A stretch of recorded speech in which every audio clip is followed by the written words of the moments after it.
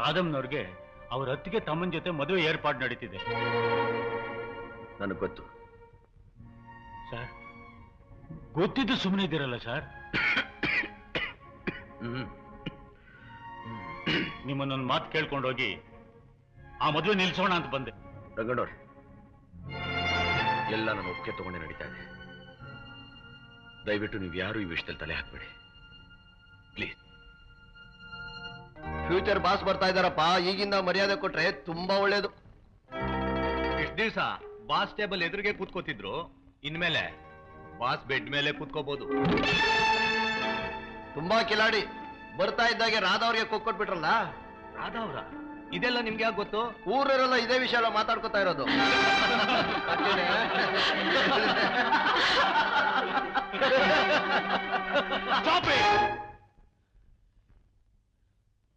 ಇನ್ನೊಬ್ಬರ ಮನಸ್ಸಿಗೆ ನೋವು ಕೊಟ್ಟು ಸಂತೋಷ ಪಡೋದೆ ನಿಮ್ ಕೆಲಸನ? ನಿಮ್ಗೆ ಯಾರಿಗೂ ಹಕ್ಕು ತಗ್ಗಿರಿಲ್ಲ? ಒಂದು ಗಂಡು ಹೆಣ್ಣಿಗೆ ಇಲ್ಲದೆ ಇರೋ ಸಂಬಂಧ ಕಟ್ಟಿ ಮಾತಾಡೋದ್ರಿಂದ ನಿಮಗೆ ಮನೋರಂಜನೆ ಸಿಗ್ಬೋದು. ಆದ್ರೆ ನೀವಾಡೋ ಈ ಮಾತು 10 ಜನರ ಕಿವಿಗೆ ಬಿದ್ದರೆ ಆಕೆ ಭವಿಷ್ಯ ಏನಾಗುತ್ತೆ ಅಂತ ಸ್ವಲ್ಪ ಏನಾದ್ರೂ ಯೋಚನೆ ಮಾಡಿರಾ? ಆಕೆ ಜೀವನದಲ್ಲಿ ಏನಾದ್ರೂ ಹೆಚ್ಚು ಕಡಿಮೆ ಆದ್ರೆ ನೀವು ಒಂದ್ಸರಿ ಮಾಡ್ತೀರಾ? ನಿಮ್ಗೆ ಯೋಗ್ಯತೆ ಇದೆಯಾ?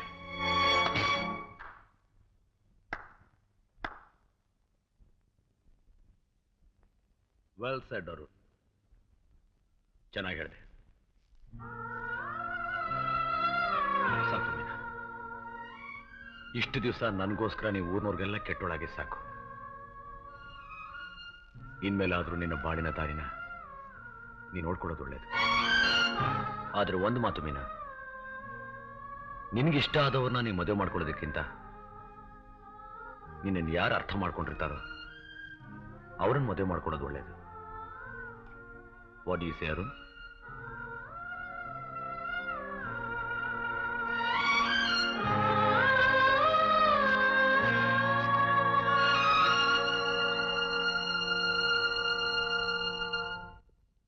ಸರ್, ಯಜಮಾನರು ಇಲ್ಲಿಲ್ಲ. ಹೊಸ ಮನೆ ಕಟ್ಟಿದಾರಲ್ಲ, ಅಲ್ಲಿಗೆ ಹೋಗಿದ್ದಾರೆ. ಸರ್, ರಾಧಮ್ಮ ಹೇಗಿದ್ದಾರೆ? ಹೇಗಿದ್ದಾರೆ ಸರ್? ಚೆನ್ನಾಗಿದ್ದಾಳೆ. ರಾಧಂಗೆ ಮದುವೆ ನಿಶ್ಚಯ ಆಗಿದೆ. ಲಗ್ನ ಪತ್ರಿಕೆ ಕೊಟ್ಟು ಹೋಗೋಣ ಅಂತ ಬಂದೆ. ಹೊಸ ಮನೆ ಅಂದ್ರೆ ಬನ್ನೇರು ಘಟ್ಟದ ರಸ್ತೆಯಲ್ಲಿ ಇರೋ ಮನೆ ತಾನೆ? ಹೌದು ಸರ್.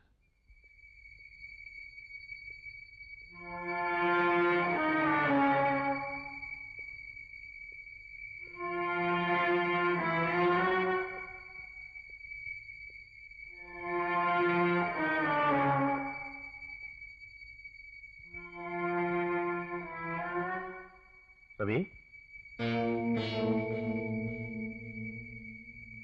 ಯಾಕೆ ಕತ್ಲಲ್ಲಿ ಕೂತಿದ್ದೀರಾ?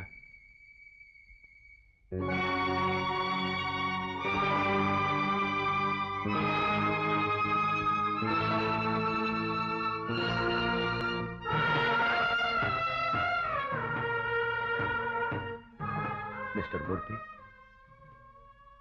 ಹೇಗಿದೆ ಬಂಗ್ಲೆ? ನಿಮ್ಮ ಅಭಿರುಚಿ ಬಗ್ಗೆ ವಿಮರ್ಶೆ ಮಾಡೋ ಶಕ್ತಿ ನನಗಿಲ್ಲ ರವಿ. ನಿಮ್ಗೆ ವಿಮರ್ಶೆ ಮಾಡೋ ಶಕ್ತಿ ಇಲ್ಲ, ಆದ್ರೆ ಆ ದೇವರಿಗೆ ಇಷ್ಟ ಆಗಿಲ್ವೇ ಸರ್? ಆ ದೇವರಿಗೆ ನನ್ನ ಅಭಿರುಚಿನೇ ಇಷ್ಟ ಆಗ್ಲಿಲ್ವೇ? ಅದಕ್ಕೆ ತಾನೇ ಅವನು ನನ್ನ ರಾಧಾನ ನನ್ನಿಂದ ದೂರ ಮಾಡಿದ್ದು. ಹಾಗಂತ ನಾನು ಸೋಲು ಒಪ್ಕೋತೀನ? ನೆವರ್. ಅವಳಿಗೋಸ್ಕರ ನೀವು ಬಂಗ್ಲೆ ಕಟ್ಸಿದ್ದು. ಈ ಬಂಗ್ಲೆನಾ? ಎಸ್. ರಾಧಾ ಅವಳ ಮದುವೆ ಆದ್ಮೇಲೆ ಅವಳ ಗಂಡನ ಜೊತೆ ಈ ಮನೇಲೆ ಇರ್ತಾಳೆ. ಅವಳ ಮದುವೆಲಿ ನಾನು ಈ ಮನೆನ ಉಡುಗೊರೆಯಾಗಿ ಕೊಡ್ತಾ ಇದ್ದೀನಿ. ರವಿ, ಮೊದಲನೇ ಲಗ್ನ ಪತ್ರಿಕೆಯಲ್ಲಿ ದೇವರ ಹೆಸರು ಬರೆದು ದೇವರ ಮನೇಲಿ ಇಡೋಣ ಅಂತ ಅನ್ಕೊಂಡೆ. ಆದ್ರೆ ಅದಕ್ಕಿಂತ ಮೊದಲು ಆ ಪತ್ರಿಕೆನ ನಿಮಗೆ ಕೊಡೋದೇ ಸರಿ ಅಂತ ಇಲ್ಲಿಗೆ ಬಂದೆ. 25ನೇ ತಾರೀಕು ನನ್ನ ತಂಗಿ ಮದುವೆ. ದಯವಿಟ್ಟು ನೀವು ಬಂದು ಗಂಡು ಹೆಣ್ಣಿಗೆ ಆಶೀರ್ವಾದ ಮಾಡಬೇಕು. ಆಶೀರ್ವಾದ ಮಾಡಬೇಕು.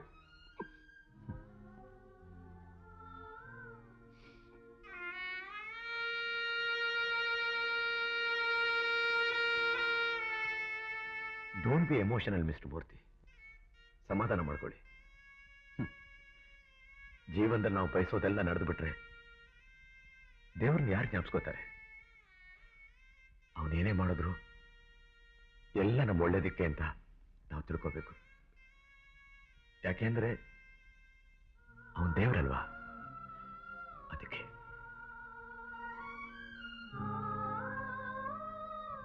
ದೇವರೊಳ್ಳೇದು ಮಾಡಲಿ.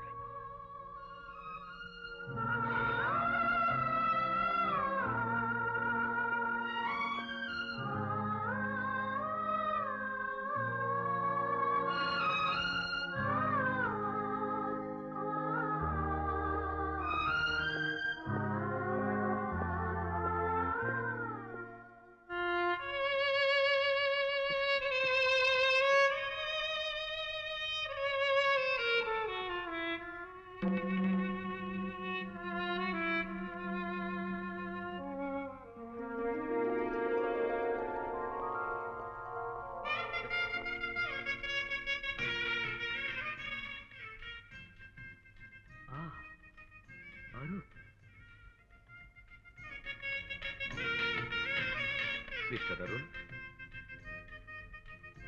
ಮೀನಾ,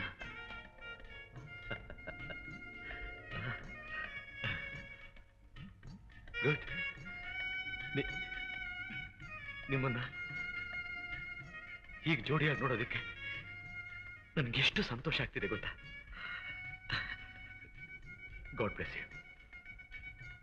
ಗಾಡ್ ಬ್ಲೆಸ್ ಯು ಬೋತ್. ನಿಮ್ಮಿಬ್ಬರಿಗೂ ಒಂದು ವಿಷಯ ಗೊತ್ತಾ?